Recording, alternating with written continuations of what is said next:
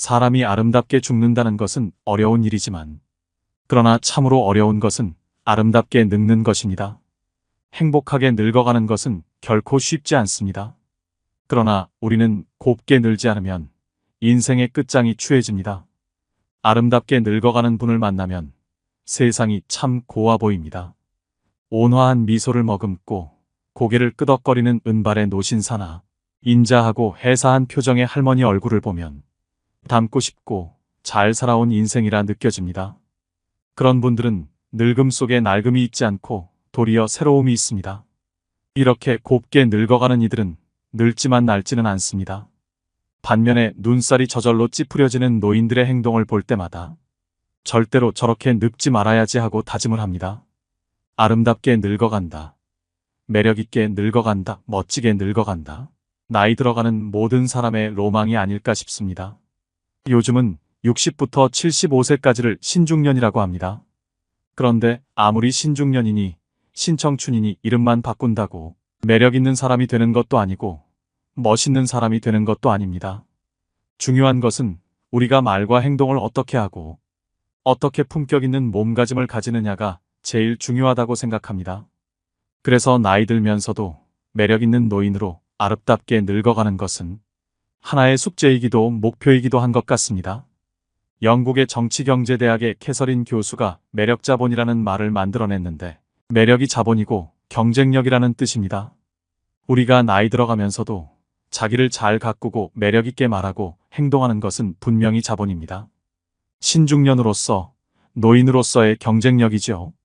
오늘은 법륜 스님의 말씀으로 아름답게 늙어가는 5계명을 말씀드리려고 합니다. 아주 기억하기 쉽도록 1, 2, 3, 4, 5의 첫음을 따서 만든 요령 5가지입니다. 꼭 기억하시고 그대로 실천하셔서 귀티나는 노후를 만드시길 소망합니다. 먼저 1입니다. 일부러라도 자주 웃어야 됩니다. 지하철 경로석이나 시장에서 만난 노인들을 유심히 살펴보면 거의 모든 노인들의 인상이 찌푸려져 있습니다. 그렇기 때문에 한국의 노인하면 떠오르는 이미지가 왜인지 모를 무뚝뚝한 얼굴과 딱딱함을 떠올리는 사람들도 많습니다. 웃으면 복이 온다라는 말이 있죠. 우리는 웃는 것이 좋다는 사실을 모르는 사람은 없습니다. 짜증나는 일 때문에 스트레스를 받더라도 친구와 웃긴 이야기를 하다 아이의 엉뚱한 행동을 보고 한바탕 크게 웃고 나면 잠깐 동안만큼은 기분이 좋아집니다. 문제는 일상 속에서 자꾸만 웃는 것에 힘을 잊어버린다는 것입니다. 더군다나 최근 3년간의 코로나의 여파로 자유로운 활동에 제한이 있었다 보니 더욱 얼굴에 웃음기를 띄울 일이 없었습니다. 하지만 의식적으로라도 많이 웃어야 합니다. 행복해서 웃는 게 아니라 행복하기 위해서 웃는다는 말도 있죠. 나이 40이 넘으면 자기 얼굴에 책임을 져야 한다고 합니다. 우리는 긴 세월 동안 힘든 세상살이를 겪으며 살아왔기에 웃은 날보다는 찡그린 날이 더 많았습니다. 살면서 어떤 생각과 마음을 지녔냐에 따라 표정이 만들어지고 자기만의 인상으로 고착이 되는 것입니다. 하지만 그것 또한 마음먹기에 따라 다릅니다. 젊었을 때 아무리 괴롭고 힘든 인생이었다 해도 이제는 조금 편안해지세요. 항상 긍정적으로 생각하는 습관을 들이셔야 합니다. 행복은 전염된다고 합니다. 내가 좋은 마음을 가지면 나와 가까운 사람도 그 마음에 영향을 받는다고 합니다.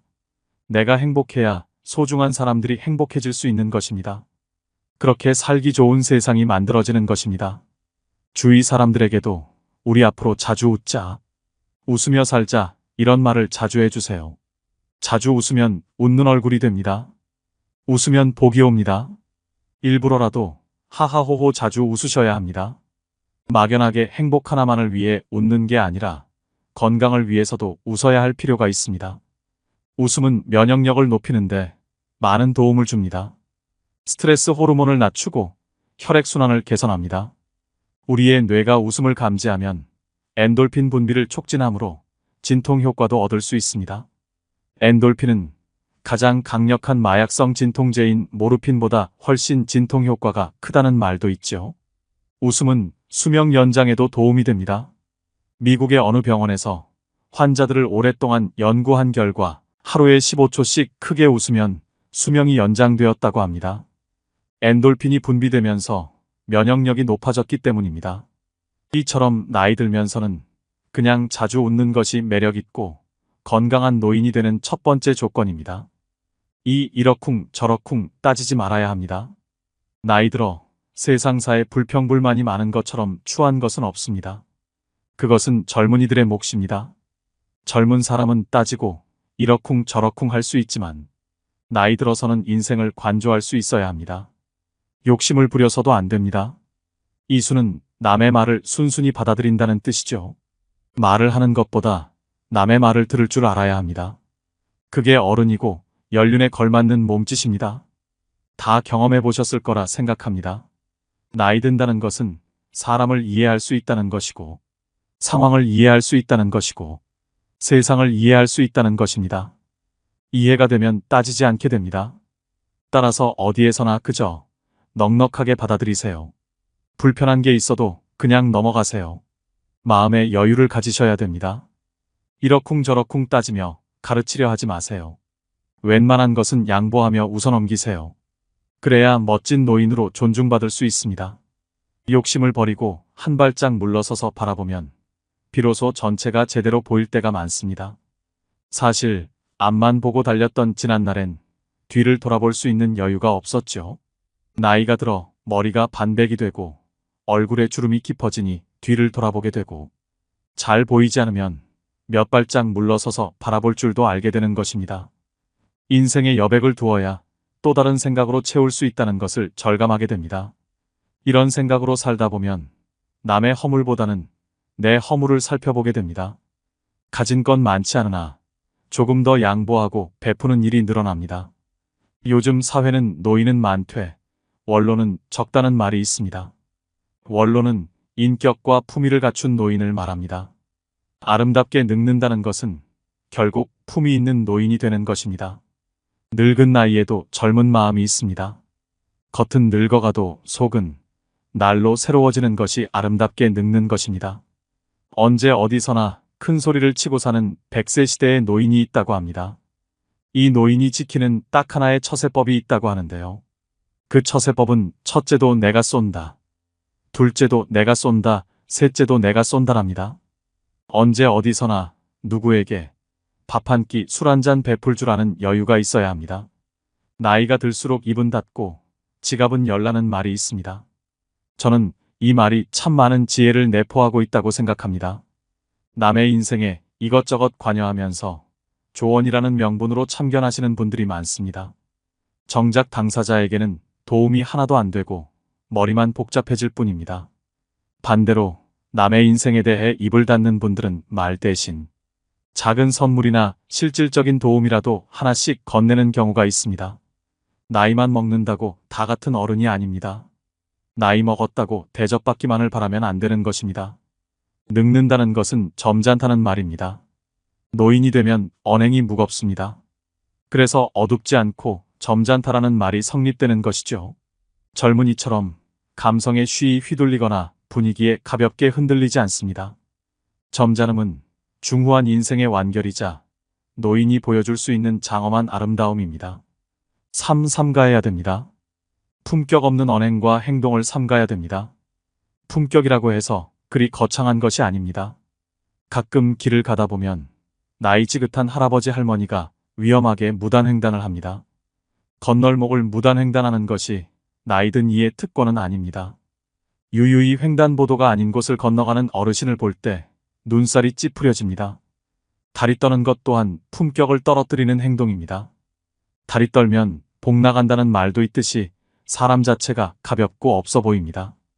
최근에 1호선 소요산행 지하철을 탔습니다. 날씨가 풀리면서 공기가 좋아지니 노인들이 많았습니다. 앉아서 먼 산을 보며 숨을 고르고 있었는데 일부 노인들이 왁자지껄 떠드는 소리가 났습니다. 주변의 젊은 사람들이 눈치를 주는데도 소리는 사그라들지 않았습니다. 참 이상합니다. 같은 행동을 해도 젊은 사람이 하면 별 생각이 안 드는 것도 나이 든 사람이 그러면 추해 보입니다. 그것을 우리가 인식하고 어떻게 하면 품격 있는 사람이 될 것인지 다듬어 볼 필요가 있습니다. 음식도 깔끔히 먹고 커피를 마실 때 후루룩 소리를 내는 것도 주의해야 합니다. 저도 나이가 드니 가끔 음식을 먹다 흘리기도 하고 입가에 묻는 것은 어쩔 수 없지만 나이 든 사람답게 의식하면서 먹어야 합니다. 술을 마신 후에 해롱거리지 말아야 하는 것도 기본입니다. 하고픈 말이 있더라도 중요한 것이 아니면 가급적 참고 흉한 행동도 삼가야 합니다. 노인이라고 다 같은 노인이 아닙니다. 유행을 외면하지 말고 트렌드에 맞게 외모도 가꿔야 합니다. 그리하여 인생의 품격이 드러나도록 해야 합니다. 품성에 인격이 더해진 것이 바로 품격입니다. 4. 사랑으로 충만해야 됩니다. 우리들 생애의 저녁에 이르면 우리는 타인을 얼마나 사랑했는가를 놓고 심판받을 것이다. 알베르 카뮈의 시 한 구절입니다. 저는 이 말을 정말 좋아하고 자주 읊조립니다. 우리들 생애의 마지막에, 즉 노후에 이르면 우리는 남들을 얼마나 사랑했는가를 깨닫는 중요한 순간이 옵니다. 타인을 기쁘게 해줄 때 내 자신이 기쁘고 타인을 괴롭게 하면 내 자신도 괴롭습니다. 타인에 대해 따뜻한 마음을 가지고 있으면 그 타인을 행복하게 할 뿐 아니라 내 자신의 내적인 평화도 따라옵니다. 지나보면 출세, 명예, 권력 그런 것들은 별 볼 일 없습니다. 살아가면서 어떤 때는 선두주자도 되고 어떤 때는 영예로운 자리에도 가봤다는 사람들도 나이 들어보면 그것은 하나의 추억일 뿐입니다. 입버릇처럼 내가 왕년에 말이야 하면서 과거의 영광에 머물러 평생을 살아가는 사람들이 있습니다. 그 왕년이라고 하는 것은 결국 지나간 세월입니다. 그거 별 볼 일 없습니다. 공술의 공수거입니다. 빈손으로 와서 빈손으로 떠나는 것이 우리의 인생입니다. 삶의 끝자락에서 어르신들이 하는 공통된 말이 있습니다. 인생이란 게 허업이더라. 다 별 볼 일 없는 일이라는 얘기입니다. 늙어서도 욕심을 버리지 못하고 하나라도 더 갖겠다고 아등바등 살았던 게 참 후회가 된다고 합니다.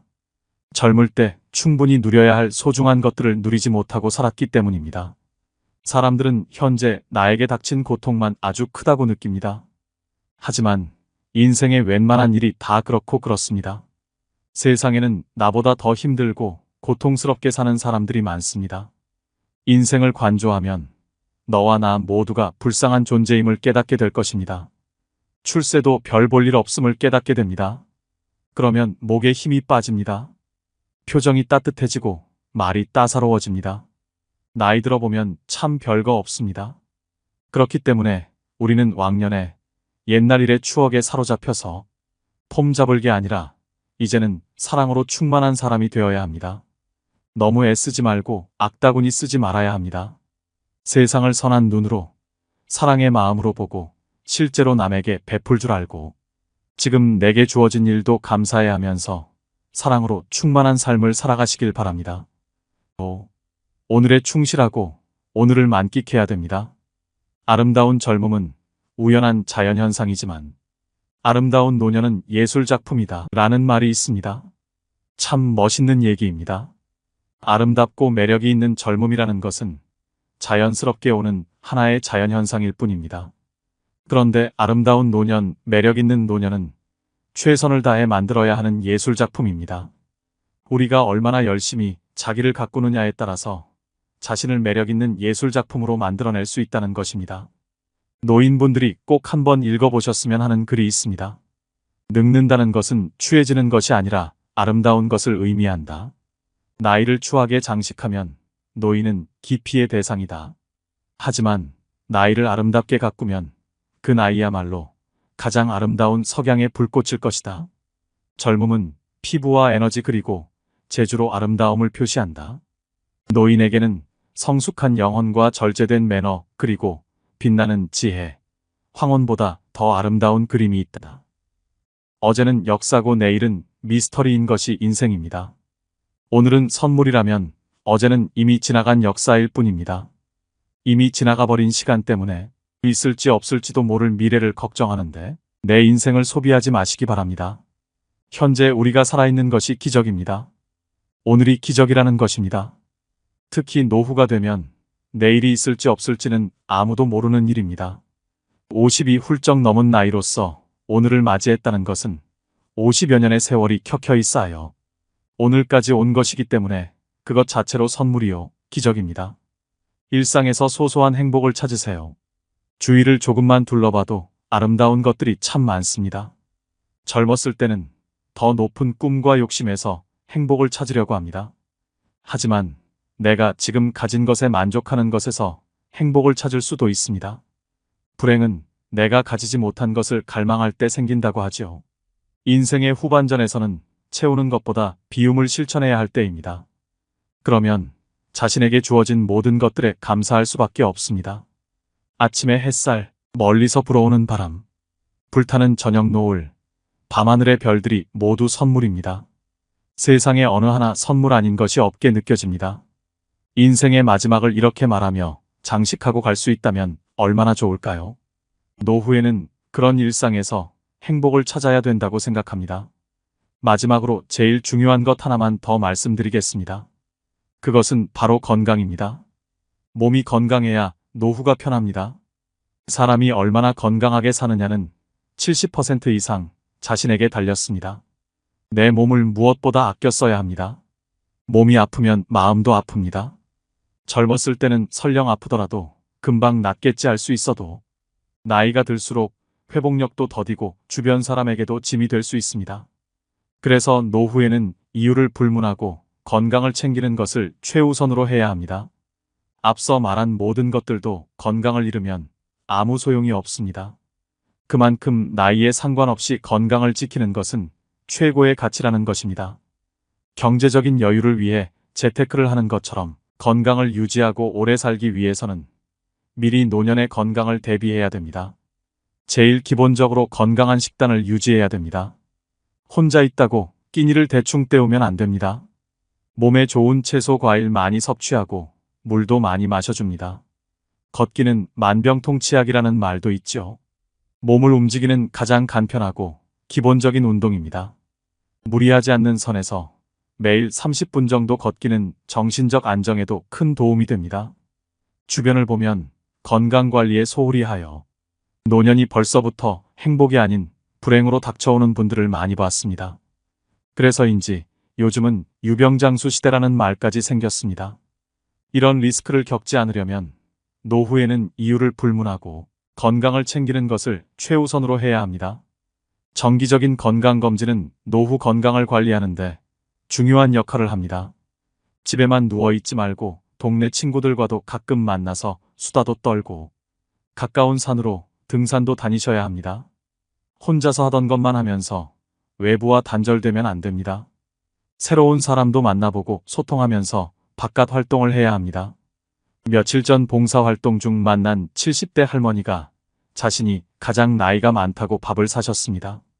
어두운 저녁 시간에 밖에서 밥 먹고 커피 마시고 처음 만난 사람과 마음껏 수다 떠는 시간이 감사하다고 밥을 사시는 모습을 보니 참으로 멋진 인생을 즐기시는 분 같아 보였습니다.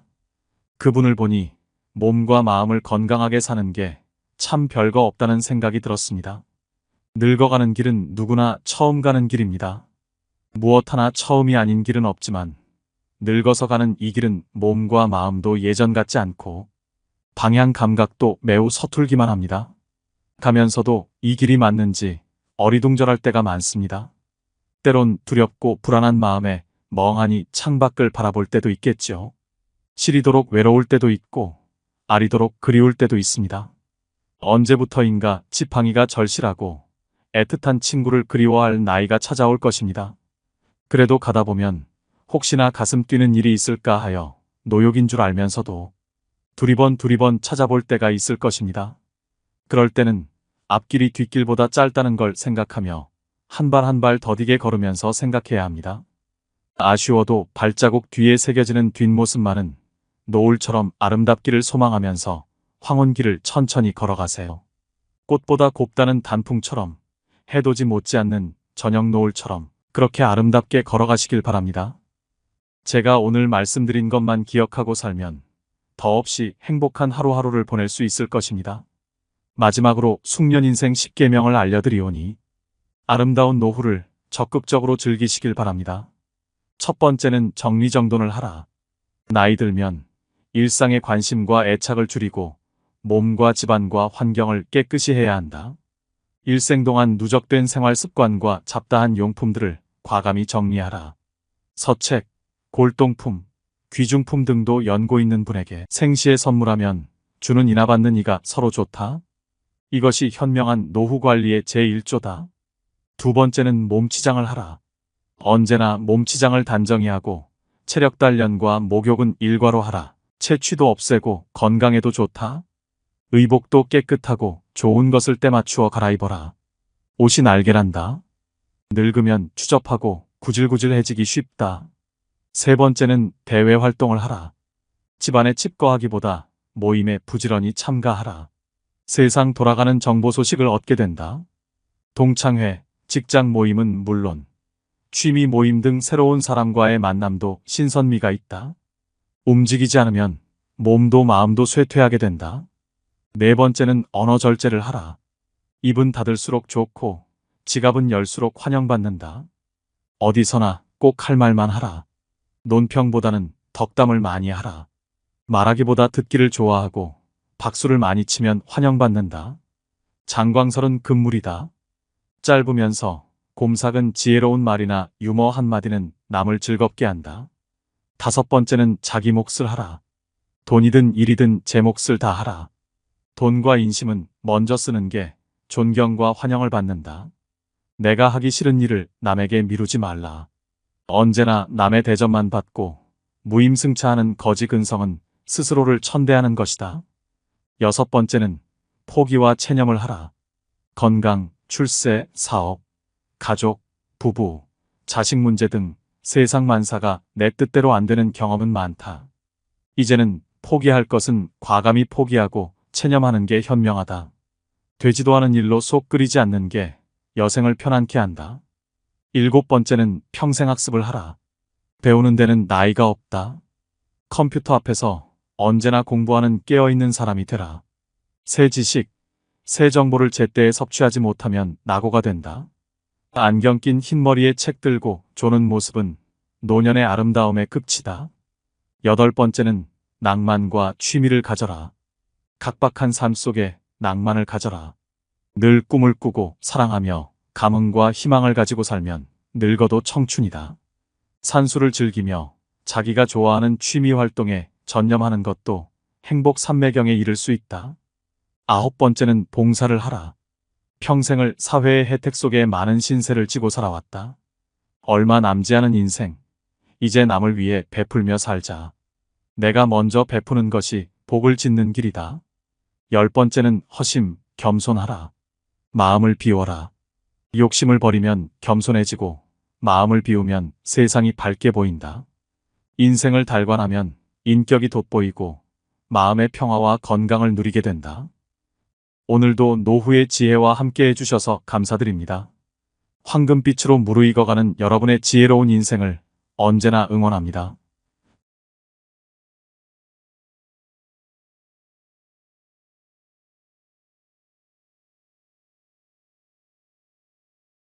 오늘은 영상을 준비하면서도 어머니 생각에 참 마음이 아팠습니다. 제 자식 생각도 많이 하게 되었는데요. 부모가 자식을 사랑하는 마음의 무게를 어떻게 저울로 달 수가 있을까요? 부모님의 사랑은 자식이 그 끝을 다 알 수 없을 만큼 깊고 두텁습니다. 저도 부모가 되기 전엔 몰랐습니다. 대부분의 부모들은 오직 자식에게 헌신하는 것을 의무와 목표로 삼게 됩니다. 그래서 부모는 자식들에게 자신들의 삶까지 주려고 합니다. 어떤 역경에서도 자신의 목숨까지 기꺼이 희생합니다.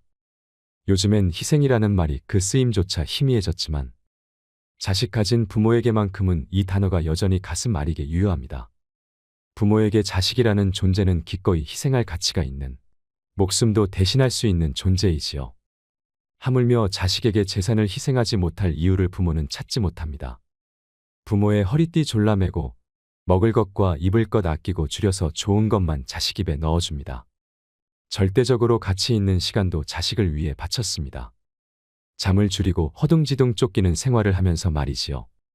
부모님께 효도하고 자식을 책임지고 자신의 미래는 준비하지 못한 채 위아래로 끼어 살아야 하는 세대가 지금의 50대, 60대라고 합니다. 중년이 넘은 나이에는 경제적인 것도 중요하지만 자식이 잘 되고 못 되고에 따라 부모님의 얼굴 표정은 달라집니다. 잘난 자식은 머리가 아프고 못난 자식은 마음이 아픕니다.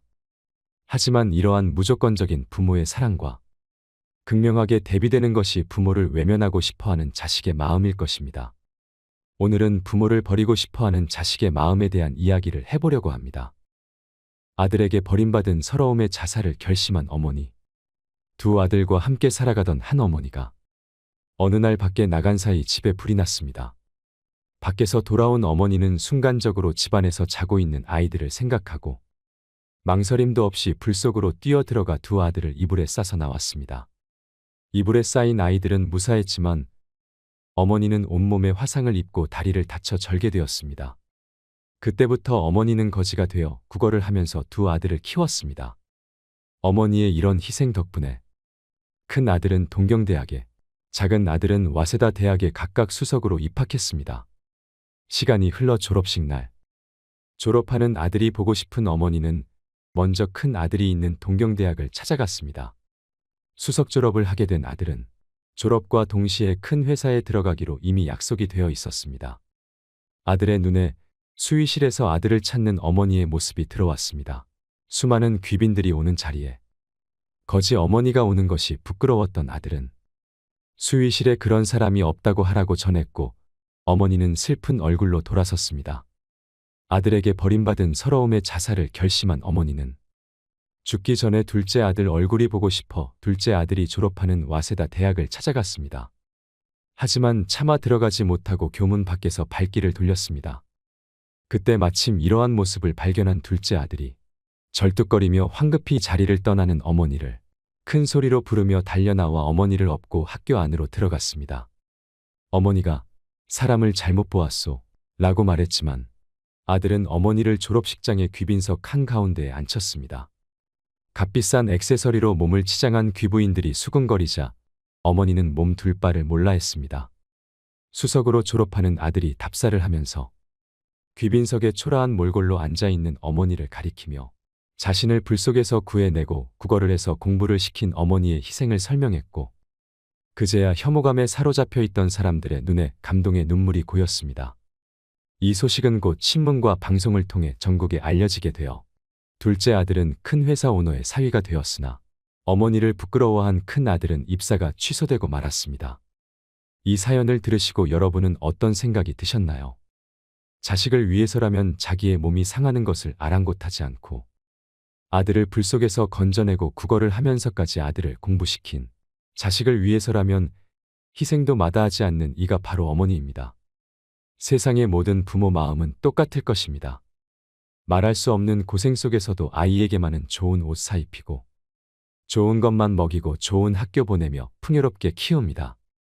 그렇게 평생을 악다구니 써가면서 버티고 견디고 있는 게 아닐까요? 부모란 안락한 삶 대신 자식과 함께하는 피곤한 삶을 선택한 사람들이라고 생각합니다.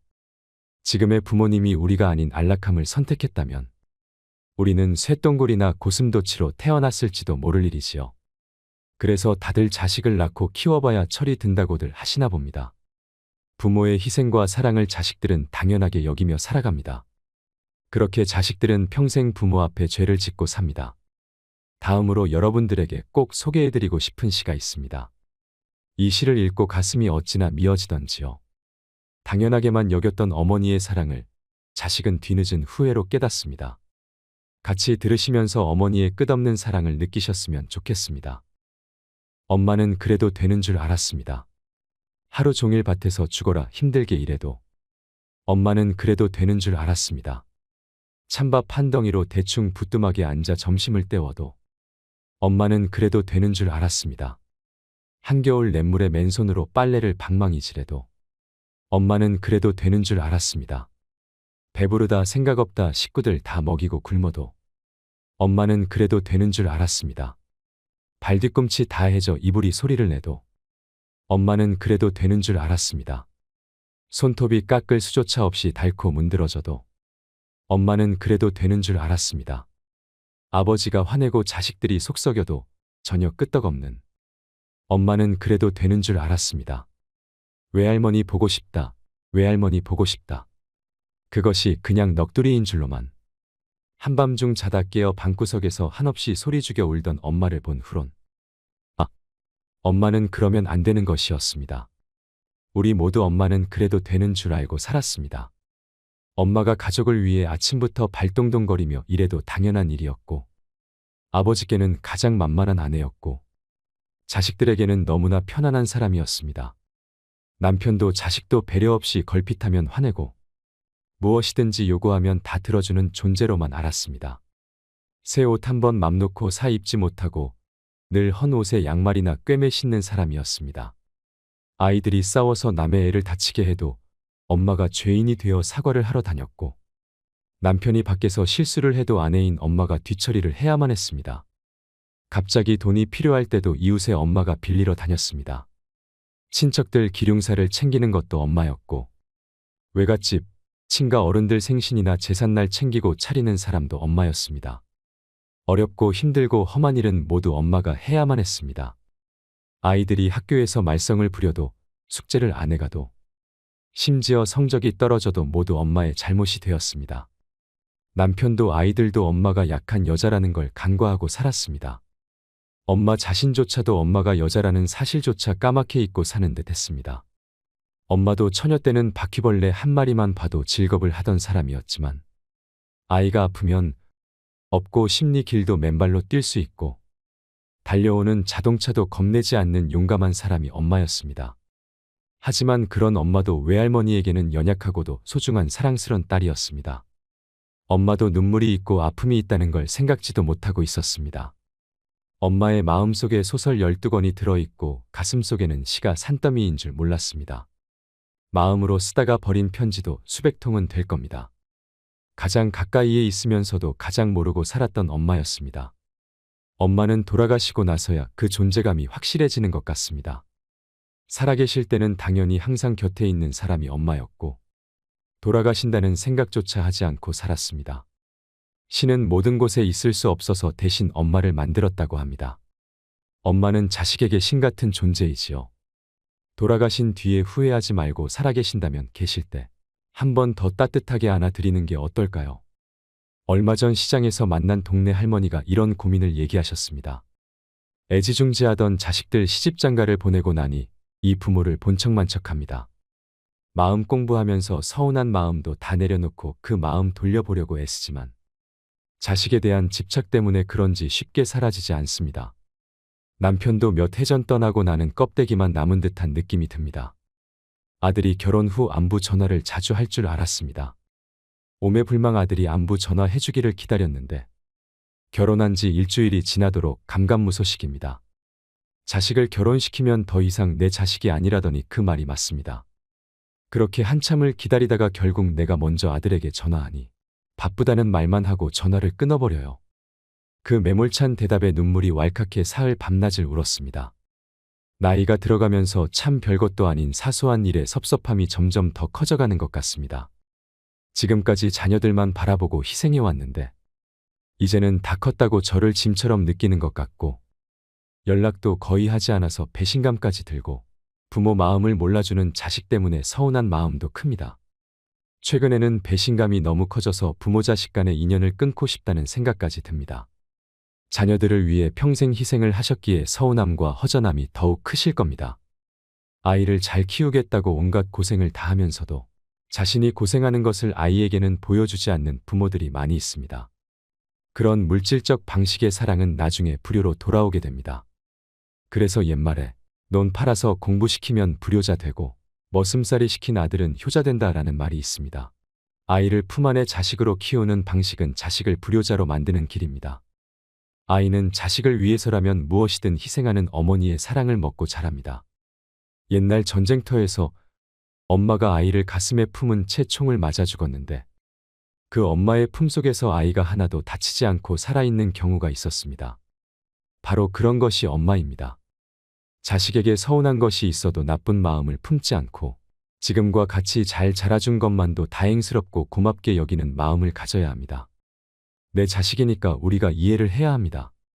자주 전화하라는 것도 자주 찾아오라는 것도 모두 부모의 욕심일 수 있는 것입니다. 자식을 기다리는 마음으로 살아가면 마음의 병만 찾아옵니다.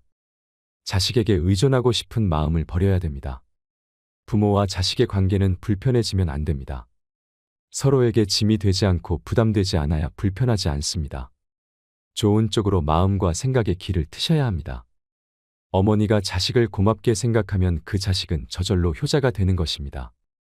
내 자식을 효자로 만드는 것은 나한테도 좋은 일이지요. 그렇게 내 자식을 내가 효자로 만들며 사시기 바랍니다. 또한 부모도 그동안은 자식을 위해서만 살았다면 지금부터라도 자신만의 삶을 찾아보는 것도 필요합니다. 지금까지 지내온 인생을 되돌아보고 앞으로 노년을 어떻게 지내는 것이 좋을지 계획하고 실천해보는 것입니다. 평소 해보고 싶었던 일들을 하나씩 차근차근 도전해보는 것입니다. 그렇게 일상을 채워간다면 공허한 마음도 줄어들고 자식만 기다리지 않고 행복하게 지낼 수 있을 것입니다. 마지막으로 슬픈 어머니의 이야기를 해드리겠습니다. 잠시나마 어머니를 생각하는 시간이 되었으면 좋겠습니다. 지금도 시장길을 지날 때면 시장 구석진 자리에서 나무를 팔고 계시는 할머니를 보곤 한다. 예전에는 이 시장길을 지나는 것이 고통이었다. 하지만 이젠 나에게 이곳을 지날 여유도 없다. 어쩌다 가끔씩 들려보는 이곳 시장터. 난 이곳에서 장사를 하는 한 분의 고귀한 사랑을 받고 자랐다. 엄마 시장 갔다 올 테니 밥 꼭 챙겨 먹고 학교 가거라. 난 장사를 가시는 어머니의 모습을 보고도 잠을 자는 척했다. 이 지겨운 가난. 항상 난 이 가난을 증오했다. 그리고 언젠가는 벗어나고 말리라는 다짐을 굳히곤 했다. 내가 학교 가는 길 시장 저 귀퉁이에서 나무를 팔고 계시는 어머니의 모습이 보인다. 난 어머니가 나를 발견할까봐 얼른 도망친다. 우리 부모님은 막노동을 하셨다고 한다. 일하는 도중 철근에 깔리신 어머니를 구하시려다. 아버지는 사망하고 어머니는 한쪽 다리를 잃으셨다고 한다. 일을 가시지 못하시는 어머니는 나무를 캐서 팔곤 하셨다. 난 항상 들판에 절뚝거리시며 나가시는 어머니가 싫었고 밤새 나무를 다듬으시는 모습도 싫었다. 더더군다나 시장 한 귀퉁이에서 쪼그리고 앉아 지나가는 사람들에게 구걸 비슷하게 장사를 하는 것도 맘에 들지 않았다. 집에 돌아오니 퉁퉁 부은 다리 한쪽을 주무르시며 나무를 다듬고 계신다. 나를 보자 어머니는 기쁜 낯으로 3,000원을 주신다. 난 그 돈을 보자 화가 치민다. 난 거지 자식이 아니란 말이야. 이런 돈 필요 없어. 그리고는 밖으로 나와 버린다. 다음 날 아침, 난 어머니가 시장 간 틈을 타 집에 가서 책가방을 들고 학교에 간다. 등굣길 약수터에서 간단히 세수를 한 다음 물로 배를 채운다. 난 비록 풍요롭게 먹고 입지는 못했지만 공부는 악착같이 했다. 그래서 부잣집 자식놈들보다 공부는 항상 잘했다. 하지만 그 자식들에게 사는 미움도 만만치 않았다. 그날 4교시가 끝날 무렵 아이들이 갑자기 웅성거린다. 복도를 보니 어머니가 절뚝거리시며 교실로 들어선다. 선생님 드리려고 장사하려고 다듬은 나무를 한 봉다리 들고서 어머니는 내가 어제 들어오지 않자 걱정이 되셔서 학교에 오신 거란다. 선생님과의 면담을 끝내고 어머니가 돌아가시자 아이들이 한마디씩 한다. 야, 이민성 너네 엄마 병신이었냐? 그놈은 그 잘난 부잣집 아들 현우였다. 현우는 어머니의 걸음걸이를 따라한다. 무엇이 우스운지 반 아이들은 웃어댄다. 난 화가 나서 그놈을 정신없이 두들겨줬다. 그리고서는 교실을 나와 버렸다. 저녁 무렵 집에 가니 집 앞에 잘 차려 입은 여자와 현우가 어머니에게 소리를 지르고 있었다. 아니 애비 없는 자식은 이래도 되는 거야? 못 배우고 없는 티 내는 거야 뭐야? 자식 교육 좀 잘 시켜. 어디 감히 우리 집 귀한 자식 얼굴을 이렇게 만들어 놓느냔 말이야. 어머니라는 작자가 병신이니 자식 정신이 온전하겠어? 어머니는 시종일관 죄송하다는 말뿐이다. 난 그러는 어머니의 모습이 싫었다. 집에 들어가도 어머니는 아무 말씀이 없으시다. 난 어머니에게 한마디 한다. 다시는 학교에 오지 마 알았어? 창피해서 죽는 줄 알았단 말이야. 그래 미안하다 난 민석이가 걱정이 되어서. 난 차라리 엄마가 없었으면 좋겠어. 난 해서는 안 될 말을 해버렸다. 슬픔을 보이시는 어머니를 못 본 척하며 자는 척했다. 난 꼭 성공할 거야. 밤새 이렇게 외쳤다.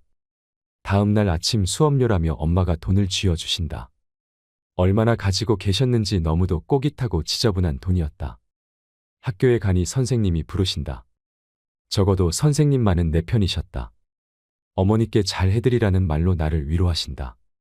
선생님께서 나물 맛있게 먹었다고 어머니께 전해달란다. 난 그러마했다. 학교 길의 길 모퉁이 배추가게 쓰레기통에서 배추잎들을 주워 모으시는 어머니를 본다. 난 모른 척 얼른 집에 들어와 버렸다. 그날 저녁 배춧국이 밥상에 올라온다. 이 배추, 난 소리를 질렀다.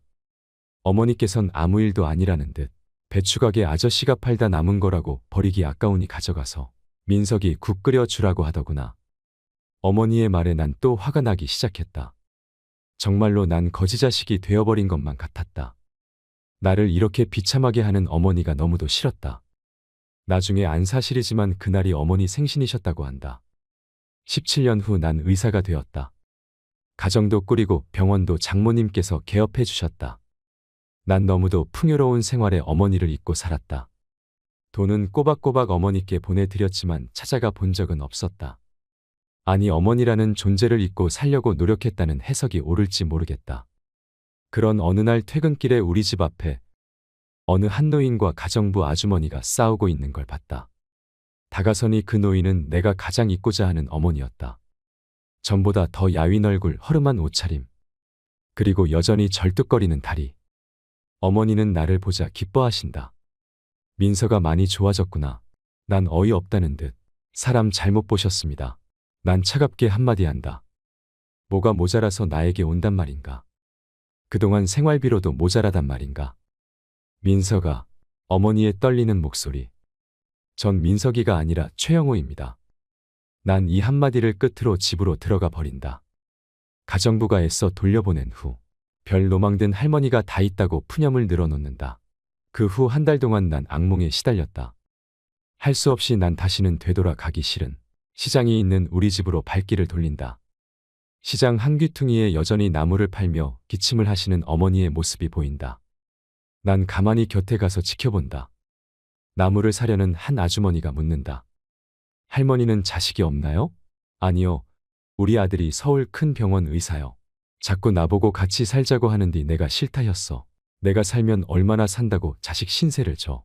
요즘도 자꾸 올라오라는 거 뿌리치느라고 혼났구만. 우리 아들 같은 사람 세상에 둘도 없어.